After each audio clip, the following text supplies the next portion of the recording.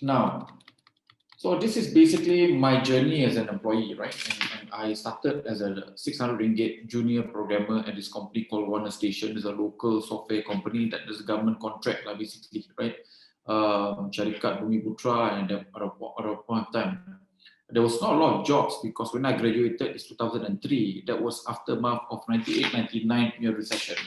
And Tun baru bersara waktu tu, and I can recall clearly there wasn't a lot of jobs going around, right? And which is why I think a couple of years ago people buat hashtag rindu zaman Tun, and I clearly disagree because I didn't miss zaman Tun. There was no jobs, and the jobs available gaji pun macam betul-betul lahanat, right? By the way, guys, my slides is in English, so I'm going to speak in bahasa so that kita boleh maximize apa yang dia belajar, right? So I started as a programmer at gaji 600. There's a job available for me. I got two job offers. Satu 1,500 kerja dengan Bara, the other one 600 kerja as a junior programmer. I picked the one for 600 too because I wanted to learn this language called C++. Because I believe over time, my mastery of this programming language called C++ will allow me to be paid more later compared to I joined Mara as a graphic designer, right? So my friends told me that I'm stupid, kenapa ambil gaji kerja 600 instead of gaji 1,500, I wanted to learn first, right? And I believe that once I dah faham language too, I will be paid more later. And true enough, right? 9 bulan je lepas kerja sebagai junior programmer tu, I got offered as a software engineer, right? At Green Packet at that point of time. Sekarang ni, today is called P1, right? And dekat, MSC Bukit Jalil, right? And at that point of time, gaji dapat naik pergi 2003. So from 600 to become 2003 in just a space of 1 year. Tak sampai pun 1 year, right? But at that point of time, guys, I read this book called Rich Dad Poor Dad, and that book basically changed my life because that book basically says if you want to be rich, you tak boleh jadi employee, you kena jadi investor ataupun business owner. So I berlupa lah kan, alamak, I don't want to be poor, I want to be rich, right? So but to be an investor ataupun business owner, you kena ada modal, so duit tak ada. So dia cakap tak apa. If you tak ada duit tak apa, you belajar this thing called sales skill dulu. So I 3 bulan je lepas dapat gaji 2003 tu, I berhenti kerja, guys, right? With a 2 weeks punya notice and cakap, I don't want to waste my life to kerja, buat kerja yang orang cakap tak ada masa depan lah. So I kena brainwash dengan buku tu kan. So pergilah berhenti kerja tu jadi salesman tepi jalan, jual credit card. My dad was so angry at me because I basically throw away my degree kan, and daripada UM to become orang yang SPM boleh buat, right? Jual credit card tepi jalan. But I wanted to learn sales skill because the book basically say kalau you nak jadi entrepreneur, you must know how to sell. Okay, so I pergilah. So and then and that's what I did, and I was orang cakap that's the biggest job of my life. Daripada gaji 23 tak ada gaji, so you jual property, you jual credit card tu based on commission, and kalau you dapat jual credit card, you dapat makan bulan tu. Kalau you tak dapat jual, you tak dapat makan lah, right? Then about a few months later, I got offered as a management trainee. I dah belajar sales skill, I dah improve my English greatly, right? And then I dapat job offer dekat Standard Chartered as a management trainee.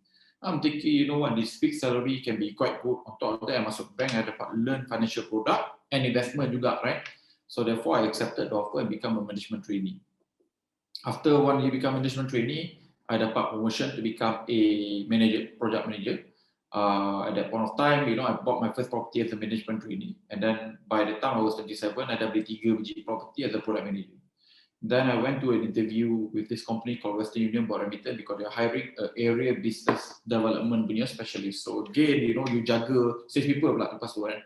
So dulu belajar jual dan belajar produk dan jaga sales people pula kan. So I'm thinking, this could be interesting sebab kalau I ambil kerja ni, right, I know how to lead people. I will now be trained how to lead people, right?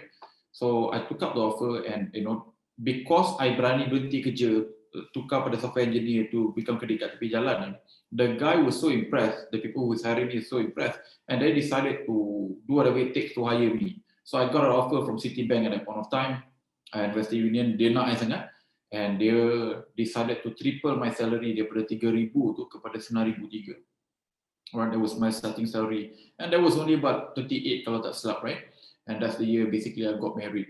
At that point of time, it's also a crisis year. I beli 5-6 property. Next year, I got promotion from a specialist to become a manager. Naik pergi 9,000 at 29.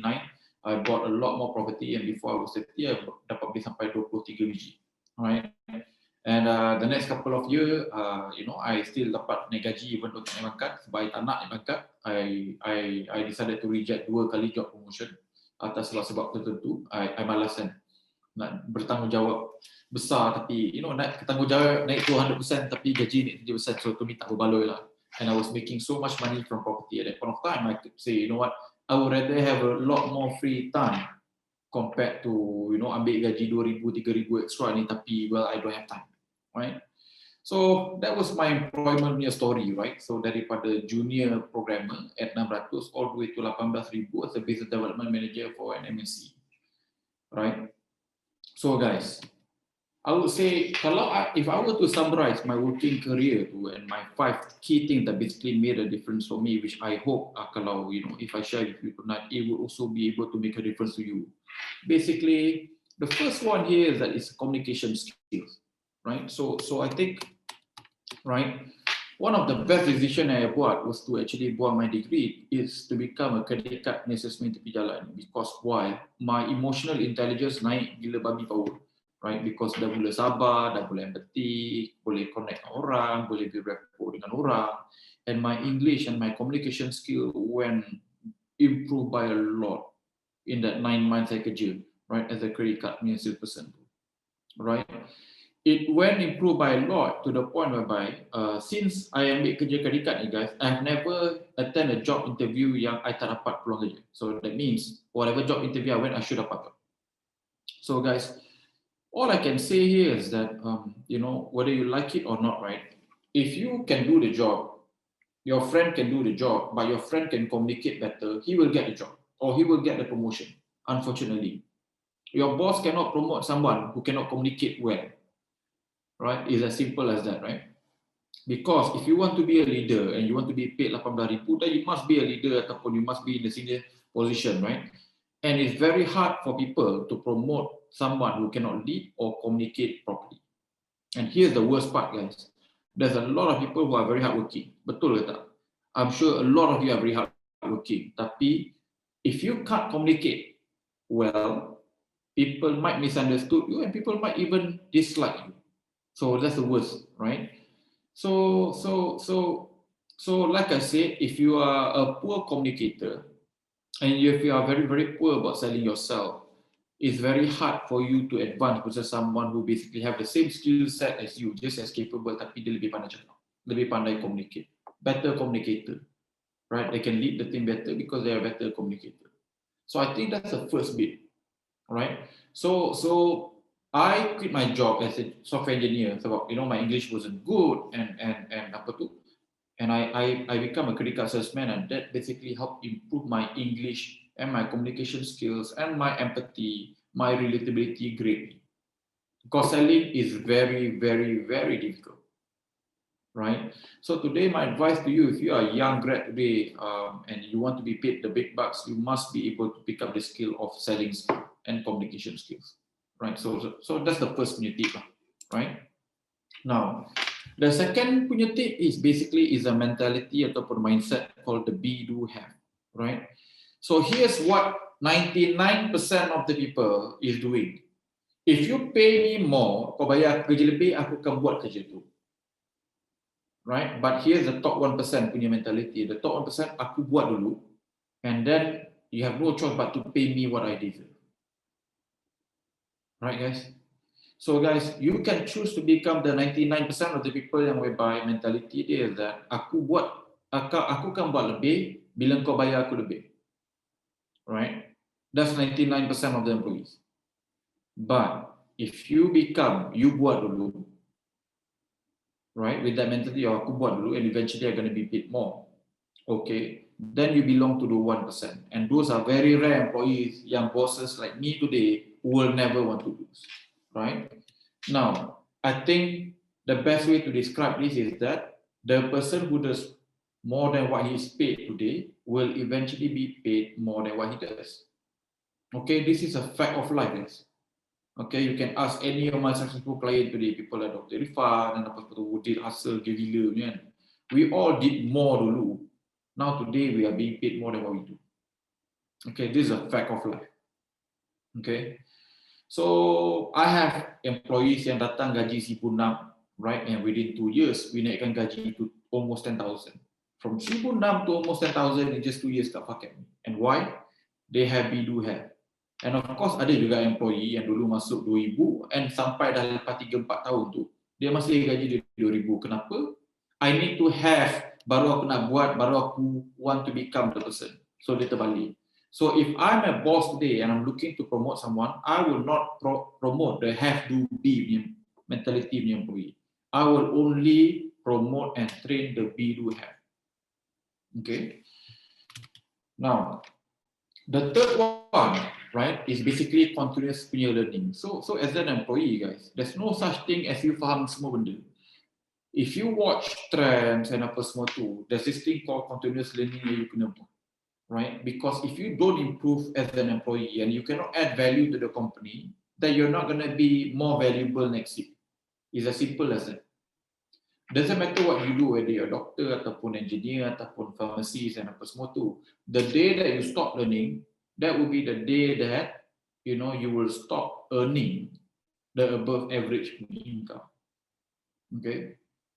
So for me, right, as an employee today, what can I do? I've got people who volunteer to go for these classes because they think, it will help them do better in the job.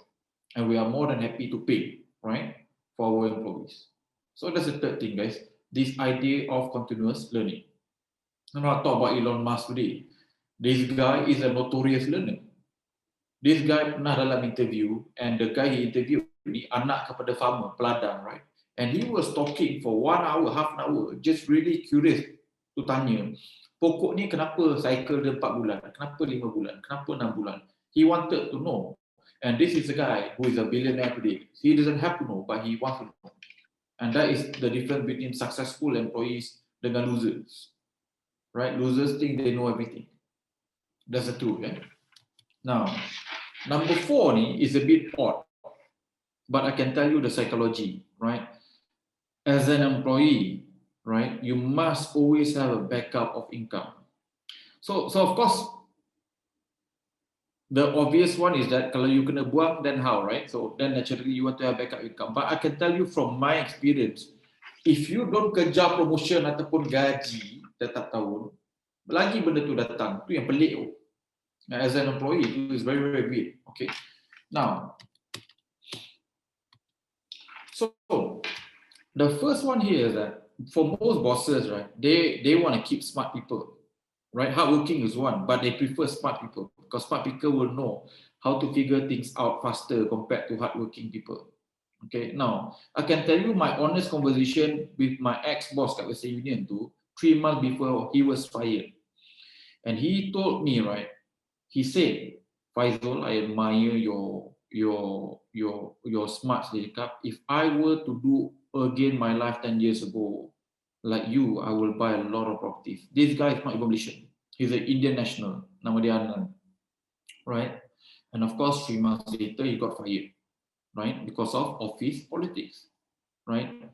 So here's the thing: when you deem as smart, guys, people want to keep you even though you're not the best performer. Okay, so that's the reality, right? Because boss likes smart people. Kalau you smart and hardworking is a big bonus, but if you are smart, between choosing to smart and hardworking, I would rather choose smart. Right? People who can do the job at half of the time, right? Now, number 2 here is that when you don't care, right, about being politically correct out of office, you can always freely speak up your mind. You have some colleague who hari-hari butter bos kan, actually bangang je buat kerja kan, tapi hari-hari kerja dia butter je, bos dia kipas je, bos dia kan. And this guy basically, they think by doing that they can do. But the reality here is that when you are a boss, right, everyone will butter up with you, and you don't care, all right? But I respect employees more who can speak up your mind and say, Faisal, you are wrong. Right? Because these employees are rare. Everyone will butter up your bosses, for sure. But the guy who can tell you, boss, you are wrong, and this is the reason why I think you are wrong, is... Now, when you have backup, guys, you are not afraid to speaking up. Now, if your boss is smart, they will keep you. I have a friend who makes 50,000 per month today, and he's being paid 50,000 per month, not because he's the most hardworking. He's lazier than everyone else in that company, right? Oil and gas. Tapi he always speak up his mind, and that's the reason why his bosses always kept him. Today, country director, balik pukul 5 petang, guys. Okay, gaji 50,000 sebulan, umur dia 1 year younger than me. I'm today I'm 24. You can tell from my face. No, I'm not. I'm 39. Right, so I'm quite old already. So he's like about 38, right? So when you have source of income, other source of income, then you are a little bit more secure and you don't care so much about being politically correct, and that allows you to free to speak up your mind. Lepas tu, the third one here is that you make better decisions on behalf of the company in your job. So you tak ambil rasuah because you have enough, right? You are not going to be paid to say nice things about a shit punya vendor because you have enough, right? You can do your job properly. A lot of people buat rasuah because they don't make enough, right? Now, number 4 here is that you can choose your time or money, which one is worth more. For me, my time is worth a lot more. So therefore, I decline promotion twice because I know if I take up the promotion, I get paid 20% more, but my responsibility go up by 100 to 200% more. The time that I use at work, instead of 4 5 hours per day, now goes up by 8 to 10 hours per day, and I don't even have weekends. So if my boss want to transfer me, I can decline. They really cannot bully me, you see. And that's the benefit of when you have backup, guys. And ironically, to say I was the best performing employee in my company in the last 3 years of my employment, right? The first 2 years too, I was okay, good. Last 3 years too, I macam dah malas sikit lah, right? Because I've already thought that I want to resign and apa semua tu. Ironically, I still offered a salary increase, right? And even when I resigned too, and after that, I thought I couldn't perform at what is minimally required for me to keep my job. When I offered to resign, I kena pujuk 2 kali dengan my ex-boss, sampai dia punya boss kepada boss dia datang daripada Hong Kong to cakap tanya dengan I, why am I resigning, kenapa? Right, and I told her I made good money from property investment. I made a couple of million, and this job no longer makes me happy, and I want to pursue a career in business. Right, so ironically, the more that you don't chase money because you are secure financially, the more it comes to you. I mean, that is what happened to me, guys. Okay, so and then last kali, which I think is one of the most important thing here, is that you want to be a problem solver, not part of the problem. Okay, now guys, I would say majority of the employee, right, as of today, right, they don't realize it. They are basically a problem. Okay, they are not a problem solver. Problem solver is very rare. It's only about 10%, and those 10% guys are the one that paid big bucks, guys, right? And you want to be a problem solver because most people only know how to complain. So when you don't complain, it's very rare, and suddenly you become very unique to your boss. Okay, and here's the best part. If you are a problem solver for the company, your boss will never want to let you go. Okay, and I was paid 300% higher than my current salary at Stanchart because during my interview they begin to realize I can solve problem. I don't give excuses. If I have a problem, I figure out how to get things done. Right, and of course after dapat promote, dah masuk ke unit tu, I got promoted from a specialist to become a manager in just a year. So again, it's because I demonstrated that I can solve problem. I don't complain. Okay, and I can tell you the honest truth here is that anyone can paint out a problem, very few can give solutions. So if you are a problem solver, you are a rare breed. Rare breed get paid a lot of money.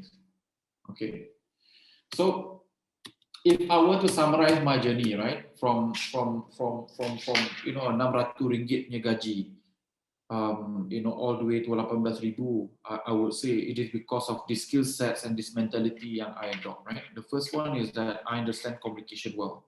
I was able to communicate well with my bosses, my superiors, stakeholders, investors, and apa semua tu. And for that, right, you get paid above average when you can do that. And the guy who can do it in English versus the guy who can't speak English are normally paid 50 to 100% more. So I can't stress enough, guys, Knowing English, being able to communicate well in English is very important, especially today if you kerja MNC.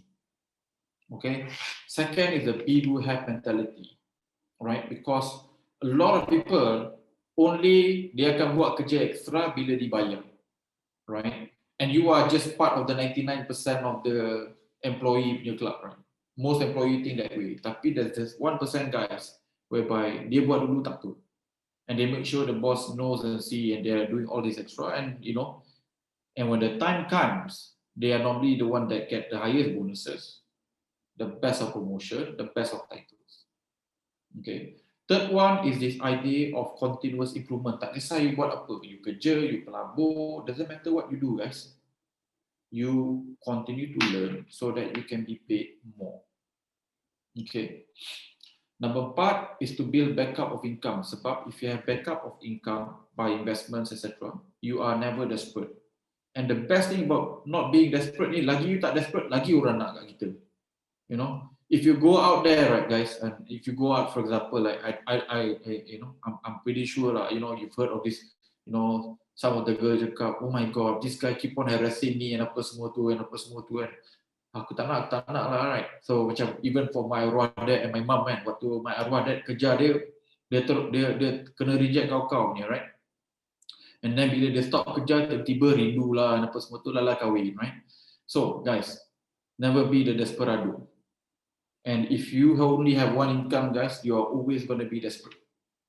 Desperate people will never make the best decisions, will never be able to brave enough to speak up their mind, will never be able to do what's the best, right, for their career and for the company. And then last kali, guys, ramai orang yang tahu komplain, tak ramai orang yang boleh solve problem. So you want to be a problem solver, not a complainer. Complainer doesn't get paid much money. Problem solver does. Okay. So guys, I hope you enjoyed my experience and my learning. I don't know whether is it going to be useful to you, but it has helped me a lot, right? So if I were to summarize, and today I make a little bit more than my last salary, right? Running far cap, and I still feel, right, these 5 things are the most important orang cakap skill set ataupun trait yang pakai in order to make sure I continue to be paid top dollar, right, in my industry.